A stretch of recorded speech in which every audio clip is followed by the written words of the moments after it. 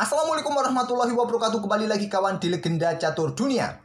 Untuk hari ini kita ulas title cup ya, atau title Tuesday edisi 11 Desember 2024. Dingliren versus Domara Jukukes. Tadi malam istirahat ya. Baru nanti akan dilanjutkan game 13-nya dan besok game terakhirnya kawan. Oke, sementara kita ulas title cup terlebih dahulu untuk hari ini. Mungkin nanti sore akan coba saya carikan satu game yang bagus juga dari Qatar Master kawan. Tapi sementara kita akan ulas title cup terlebih dahulu edisi tanggal 11 Desember 2024. Untuk minggu yang lalu sempat kita lewatkan ya. Untuk title Tuesday minggu lalu juga Magnus Carlsen tidak main. Minggu lalu kawan sesi awal dimenangkan oleh Denis Lazovic. Sesi akhirnya dimenangkan oleh Hikaru Nakamura. Untuk hari ini kawan, pemenang sesi awalnya adalah Vladimir Onischuk. Diikuti Matthias Blupom dan Alexander Botnik untuk sesi awalnya. Magnus Carlsen bermain di sesi awal ini kawan. Tapi Magnus mengalami 2 kali kekalahan. Mendapatkan 8,5 poin kawan. Mengalami 2 kekalahan pada game keempat oleh Vladimir Onischuk. Pemenang sesi awal ya. Dan di game ke-8-nya menghadapi Vladimir Kramnik. Nah, 2 game inilah yang akan kita otak-atik kawan. Hikaru Nakamura finish di posisi ke-9 dengan 9 poin. Nah, di sesi akhir kawan pemenangnya adalah Jeffrey Xiong. Diikuti Nakamura, Fabiano Caruana, dan Naroditsky. Oke kawan, ke papan permainannya dari permainan Magnus Carlsen di Title Cup atau Title Tuesday. Edisi tanggal 11 Desember 2024. Kita akan ulas 2 game Magnus Carlsen sekaligus kawan. Nah, pertama kita akan ulas saat menghadapi mantan juara dunia Vladimir Kramnik pada game ke-8. Langsung Magnus pegang hitam. Kramnik mengawali dengan pembukaan pion E4 pion raja. Magnus bermain dengan pion sayap pion A6. Permainan St. George Defense. Seringkali Magnus ini bermain dengan pion A6 kawan. Seringkali di Title Tuesday. Kalau di permainan over the board kawan, permainan catur klasik, ya berpikir 10 kali ya Magnus bermain seperti ini. Walaupun dia merupakan pecatur terhebat saat ini. Dalam permainan catur klasik, ya dia harus berpikir 10 kali memainkan pion sayap seperti ini di awal pembukaannya. Pion D4, nah pion C6, settingan karukan defense dari St. George Defense kawan. Gajah D3, pion D5, pion maju kawan. Seperti halnya variasi permainan karukan defense pion maju. Magnus sekarang dorong maju pion C5-nya, ada pion C3. Magnus kuda C6 terlebih dahulu kawan. Nah di sini ada kuda ke E2. Kalau ke F3, takutnya ada gajah G4. Kuda berkembang ke peta E2, backup pion pusat. Nah, Magnus menukarkan pion C pukul pion D4, ambil balik, kemudian gajah G4, pion F3 kawan. Agar pionnya nyaman, aman. Gajah H5, lanjut Magnus. Sekarang Vladimir Kramnik mencoba merusak bangunan pion hitam dengan korbankan pion E6-nya. Diterima oleh Magnus, pion F pukul pion E6. Nah, di sini ada opsi menteri ke B3, langkah kuat pengembangan gajah gelap untuk kontrol ruang-ruang gelap ini juga bagus kawan. Kramnik memilih pengembangan perwira lainnya dengan kuda B berkembang ke C3. Magnus lanjutkan kembangkan kuda F6 ataupun juga bisa dorong pion langsung untuk mengadu pionnya agar tidak bertumpuk. Tapi terlebih dahulu Magnus kembangkan kuda F6, Kramnik rokade, dan di sini baru Magnus pion E5. Gajah F7 menurut komputer lebih kuat atau kuda ke D7. Magnus ingin segera menukarkan pion bertumpuknya kawan. Maaf, nyamuk terbang di muka admin. Padahal sudah bakar obat nyamuk. Maklum, musim penghujan kawan, ya. Oke, diterima Kramnik dengan pion D pukul pion E5. Kuda ambil balik pion E5 lanjut Magnus. Di sini Kramnik melanjutkan dengan langkah kuda F4-nya kawan. Untuk mencoba ancam gajah. Masing-masing juga dalam posisi mengancam gajah masing-masing. Ada opsi lainnya kembangkan gajah ini ke peta F5 kawan. Mungkin kuda akan kembali ke C6 atau mau juga pertukaran kuda sikat gajah. Di sini ambil balik oleh menteri, kemudian pion E6 kawan, ataupun gajah tarik mundur ke peta F7. Oke, kembali lagi ke permainan aslinya. Memilih dengan langkah kuda F4. Magnus simpan gajah terangnya mundur ke F7. Benteng E1 serang kuda. Magnus pertahankan kudanya dengan menteri naik ke peta D6. Ya, mungkin kalian menyukai untuk sikat gajah ya. Salah satu opsi terkuat, atau mundur ke peta C6 kawan. Tapi Magnus angkat menterinya langsung ke peta D6. Nah, Kramnik keluarkan menteri ke 4 skak. Nah, di sini kawan, langkah kritis di game ini, di mana kuda F ini bisa blokade mundur ke petak D7, langkah terkuatnya. Posisi kuda dalam posisi tetap mengancam gajah, kawan. Mungkin gajah ini juga melakukan aksi ke sini, bisa mendapatkan benteng kalau diambil oleh hitam, ataupun juga bisa dengan kuda, kawan. Ini langkah terkuatnya. Tapi Magnus memilih dengan langkah kuda E kembali ke C6, blokade. Yang menjadi masalah di sini, saat ada kuda B5 ini, menteri terhalangi oleh kuda jika ingin melakukan skak. Beda lagi di posisi ini tadi jika dengan kuda F. Nah, kalau ada kuda B5, menteri masih bisa melakukan skak petak B5. Blokade dengan gajah, bisa bergeser menteri ke C6 dan seterusnya. Dengan adanya kuda mundur ke C6, menteri tidak bisa lagi melakukan skak. Ada kuda B5, langkah bagus. Kalau pion ambil, benteng di belakang jatuh. Magnus memilih mundur ke petak D7, kemudian ada gajah F5, langkah bagus dari Vladimir Kremnik. Magnus langsung caplok, kawan. Menteri caplok dan kuda D6. Magnus menyerah di langkah ke-19. Bagaimana jika menteri ini mundur? Memang ini adalah langkah terkuatnya. Mundur ke petak D8, mungkin akan diikuti dengan langkah kuda ini bergerak ke petak D4 untuk pressure kuda di sini, kawan. Kalau menteri bergerak ke petak C7, kawan, nah ada kuda F bisa ke petak E6. Mungkin baku hantam di sini, ambil balik, kawan. Posisi Magnus juga masih kurang bagus. Coba lihat. Mungkin bergerak ke petak E6 di sini. Nah, bisa dilanjutkan. Gajah ini berkembang untuk terus menyerang posisi menteri Magnus. Sulit, kawan. Menantang pertukaran di sini. Ada kuda C7 jatuh. Sudah dalam posisi yang sulit Magnus Carlsen. Apakah blunder Magnus Carlsen ambil gajah nih? Ya mungkin dia apakah ya daripada melangkah sembunyi ya sikat saja. Akhirnya menterinya jatuh, Magnus menyerah di langkah ke-19. Hanya dengan 19 langkah saja, Magnus hancur. Sebelum rajanya bisa rokade. Oke, ke permainan Magnus berikutnya pada game keempatnya. Menghadapi Grandmaster Ukraina, Vladimir Onischuk, sekaligus pemenang di sesi awal title Tuesday hari ini. Oke, Onischuk mengawali dengan pion E4, Magnus pion C5, sisi defense, kuda F3, pion E6, variasi Prancis, variasi kesukaan Magnus saat bermain dengan sisi defense. Baik dalam permainan klasik ataupun cepat seperti ini sering kita lihat ya. Pion B3, permainan Western attack dipilih oleh Vladimir Onischuk. Salah satu opsi permainan tertutup dari sisi defense, kawan. Cukup menarik. Pion A6, gajah B2, kuda C6, pion G3 double Viacento dimainkan oleh putih. Magnus dengan pion D6, gajah G2, Magnus kuda F6 serang pion dorong diadu, diterima, ambil balik oleh kuda. Magnus melanjutkan pertukaran, ambil balik oleh gajah. Kemudian Magnus menantang pertukaran gajah gelap, gajah D6. Ditolak, karena posisi gajah ini sudah cukup bagus, sudah berada di diagonal gelap panjang. Jadi untuk saat ini rugilah kalau putih menukarkan gajah gelapnya tadi. Pertahankan saja, dua sniper sudah dipersiapkan oleh putih, kawan. Magnus rokade, kuda A3, siap lompat ke petak C4, kawan. Tidak bisa lagi kalian kontrol petak C4 karena diagonal terbuka melompong, benteng jatuh. Magnus dorong pion E5, buka akses bagi gajah terang untuk berkembang, juga untuk blokade diagonal gelap. Di sini ada kuda C4, serang gajah, serang pion. Terlebih dahulu Magnus ambil tempo dengan gajah G4, pion F3. Nah, di sini gajah F5. Tidak bisa ambil pion ini, kawan, cukup berbahaya ya. Benteng, posisi raja masih berada di pusat. Nah, sudah saatnya putih rokade saja. Jangan lama-lama berada di pusat, tapi putih memainkan pion D3. Blokade diagonal terang, perkuat petak E4, kawan, tidak membiarkan pion hitam dorong maju, juga perkuat posisi kuda C4-nya. Gajah tarik mundur ke C7, menghindari ancaman kuda, baru putih rokade. Magnus benteng E8, perkuat posisi pion pusatnya E5, kawan.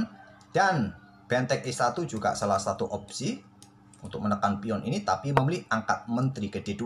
Koneksikan dua bentengnya, mungkin benteng A yang akan segera digeser ke lajur E.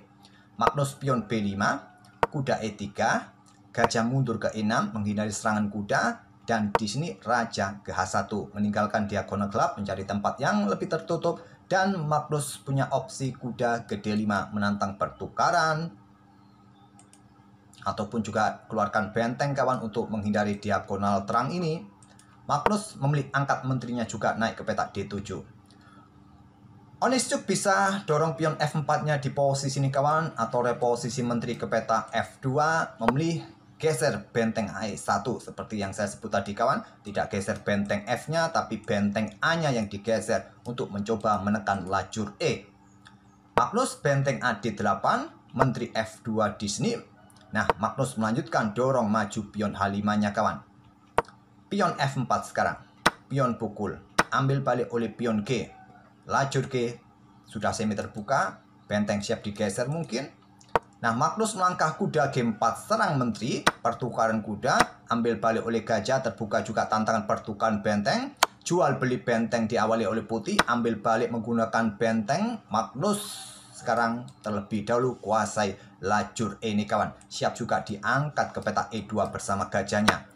Onischuk ambil pion C5 dan siap geser juga ke sisi raja, ancaman skakmat bersama gajah. Magnus tidak peduli angkat benteng ke E2, keputusan yang bagus, cukup menjanjikan posisi Magnus, tapi Magnus juga dalam posisi yang berbahaya juga. Ada menteri G5, ancaman skakmat kawan. Pion F5 merupakan langkah terbaiknya, buka akses bagi menteri menjaga pion ini. Tapi Magnus memilih dengan pion F6 saja. Oke, tak ada masalah, membuat langkah pengorbanan pion. Tapi inilah jebakan yang dipersiapkan oleh Magnus Carlsen. Benteng ambil gajah. Ambil korban kualitas. Tapi Magnus ingin mendapatkan gajah F6. Menteri C6 skak. Naik. Menteri ambil gajah. Pertukaran menteri. Dan kita dapat endgame benteng melawan sepasang gajah. Magnus minus 1 pion. Oke, siapa yang lebih kuat kawan? Kita masuk ke permainan endgame sekarang ya. Kita lihat saja. Benteng E1, Raja F7. Nah, sekarang pion C4 kawan. Dengan gajah B6, Magnus Carlsen bermain. Kalau Magnus meladeni pertukaran pion di sini kawan, ya coba lihat. Atau membebaskan 2 pion sekaligus. Ini kurang kuat kawan. Tapi secara prinsip ini bagus juga. Membebaskan 2 pion yang terkoneksi kawan. Tapi engine menyarankan sedikit lebih kuat agar konstruksi pion ini tidak rusak. Tapi Magnus dengan gajah B6. Sekarang pion B4 kawan, siap dorong lagi untuk memaksa hitam melakukan pertukaran di sini. Magnus gajah D4. Benteng C1 terlebih dahulu untuk dukungan di lajur C sebelum dorong kawan. Kemudian ada gajah F5. Baru Magnus di sini melakukan slip ya. Ada opsi seperti gajah ini ke petak E3 untuk serang benteng kawan. Mungkin benteng angkat naik ke petak C3 atau kemana terserah, itu opsi terkuat. Ya, Magnus ingin mencoba mengancam pion terbelakang ini kawan. Putih tidak peduli, dorong maju pionnya. Kalaupun sekarang pion ini diambil, ya kena tusukan ya di sini ya, dua gajah ini. Jadi di sini Magnus geser rajanya ke E7. Raja putih H4 dekati pion. Gajah G4 lindungi pion. Mundur lagi ke G3. Magnus terus bergerak dengan raja ke D7 untuk mengawal pion putih kawan. Nah, benteng angkat naik ke C2 di sini. Magnus dengan raja C6, blokade laju pion di lajur C, pion H3, gajah mundur, raja H4, dan di sini Magnus dengan gajah E3 saling ancam pion. Raja ambil pion H5, Magnus ambil pion H3 terlebih dahulu. Jangan sampai putih mempunyai pion bebas di lajur H ini kawan. Jadi ambil pion H3 terlebih dahulu sebelum ambil pion yang di sini. Raja G6 dan langsung saja ambil langkah terkuatnya, terjadi pertukaran pion semacam ini. Tapi Magnus dengan gajah F1 ingin coba rebut pion ini kawan. Masalahnya putih punya kesempatan dorong pionnya maju ke F5 sebelum ambil pion F6. Dan kalau kalian ambil pion D3, ya wassalam salah satu gajah kalian. Putih menang. Kesalahan Magnus Carlsen dengan gajah F1. Gajah D4 lindungi pion, langkah yang natural kawan. Kalau nuruti langkah engine nggak masuk akal dengan pion A5. Memecah pion di sini, mungkin kalian ambil pion ini, ya coba lihat pion D4, tidak mungkin lah. Nuruti engine juga tidak masuk akal. Magnus bermain manusiawi saja, lindungi pion. Ada benteng C1, gajah G2, benteng E1 siap menusuk ke baris ke-6 kawan. Magnus gajah D5. Ini bentuk langkah blunder walaupun tidak ada tanda-tanda merah ataupun kuning. Ini adalah langkah blunder. Sekaligus juga ancam pion A2, lindungi proteksi peta E6-nya. Silakan kalian pause video ini untuk beberapa detik dan coba temukan langkah kemenangan putih di posisi ini kawan. Tapi Onischuk tidak melihatnya kawan, tidak mampu menemukannya. Dia bermain simple, selamatkan pion, maju ke A3. Apa langkah kemenangannya bagi putih kawan? Coba lihat. Kalau kalian sering bermain puzzle pasti akan tahu langkah-langkahnya. Dan kalau kalian menemukan langkah benteng E6, saya rasa sebentar lagi kalian bisa mengalahkan Magnus Carlsen. Ya, inilah langkah terkuatnya membuat langkah pengorbanan benteng kawan. Kalau benteng ini tidak disikat oleh gajah kawan, benteng akan bergerak ke sini kawan. Salah satu gajah jatuh, pasti jatuh. Jelas ya? Ke sini pun percuma ya. Nah, salah satu gajah jatuh. Kalau disikat pun ambil balik oleh pion dan kalian tidak bisa mengejar pion ini lagi kawan. Ada pion yang lain membatasi ruang gerak raja. Pion bisa promosi. Anggap contoh kalian dorong pion kalian sendiri kawan. Ya, pion ini siap didorong, dikejar oleh raja. Ada raja F7, wassalam. Putih menang. Onischuk tidak menemukan langkah benteng E6 bermain dengan pion A3. Raja D7 langkah terkuatnya kawan untuk menghindari benteng E6. Tapi memilih dengan langkah gajah B2. Masih benteng E6 skak ini yang terkuat. Tapi memang beda lagi ya, tidak mungkin juga mendapatkan salah satu gajah. Tetap idenya kalau disikat ya wassalam. Mundur ke peta ini kawan untuk jaga pion, maka bisa mendapatkan pion yang di sini. Kalau disikat kawan, ambil balik dan siap juga mengawal pionnya promosi. Memilih dengan benteng E2, gajah ambil pion A3. Masih benteng E6 yang terkuat, langkah kemenangan. Melewatkannya lagi, simple ambil pion F6. Sekarang giliran Magnus yang bisa menang. Ambil pion lagi Magnus Carlsen, sekarang pion D4. Gajah C3, coba ingin rebut pion lagi. Raja ke E5, lindungi pion. Dan di sini langkah kuatnya, gajah ini ke peta A5 kawan. Langkah kuatnya, memilih dorong maju pion B4. Ingin mempercepat promosi. Yang menjadi masalah, peta terakhir ini tidak dikawal oleh gajah. Butuh beberapa tempo untuk mengawal peta terakhir. Bagaimana jika pion A5 ini terlebih dahulu kawan, yang didorong? Di sini kawan ancamannya ternyata. Gajah A5 terlebih dahulu. Gajah A5, kalau ada benteng geser ke lajur H kawan, kalian punya skak terlebih dahulu kawan ya, untuk mengusir raja ini. Baru mulai dorong-dorong pion. Tapi Magnus dengan pion B4, benteng H2 langkah bagus. Di sini ada gajah J4 lanjut Magnus, benteng H6 skak, raja naik ke peta B5, benteng B6 skak, raja geser ke A5 dan benteng B8. Benteng B7 juga bagus. Benteng B8 untuk membatasi ruang gerak raja dan persiapan dorong pionnya di lajur C yang sudah sangat bebas. Juga tetap mengawal pion hitam yang berada di lajur B ini kawan.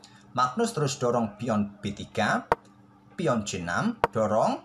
Ini bisa langsung disikat kawan, langkah kesalahan. Langkah kuat lainnya dengan gajah ke E1. Gajah ke E1, kalau dorong pion lagi, coba lihat ada tusukan ya. Tidak mungkin didorong kalau dalam kondisi normal, tapi kontrol waktu tidak memungkinkan mencari langkah terbaik. Panik kawan mungkin, ingin cepat promosi, sikat saja, ambil balik oleh gajah, kalian dorong pion, bisa promosi, punya menteri baru. Tapi putih lebih memilih dorong pionnya sendiri maju ke C7. Blokade, sekarang hitam juga punya kesempatan, punya menteri baru. Tapi putih masih tetap bisa menang kawan. Pion promosi menteri C8. Magnus promosikan pion B1, tapi putih punya tempo skak terlebih dahulu. Raja mundur ke 4, caplok gajah C4. Magnus masih belum mau menyerah. Pion F6, menteri E1 skak, raja F5, menteri F2 skak, raja ke E6, menteri E3 skak, raja mundur ke F7, menteri ke H3 kawan. Ingin mencoba menusuk lewat baris ke-7 nanti. Giliran putih yang melakukan skak, atau kalian punya opsi yang lain? Ke peta A2 ya, mungkin.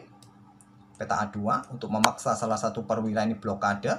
Kalau dengan gajah di sini mungkin menteri melakukan skak ya, malah skakmatnya lebih cepat dengan menteri saja.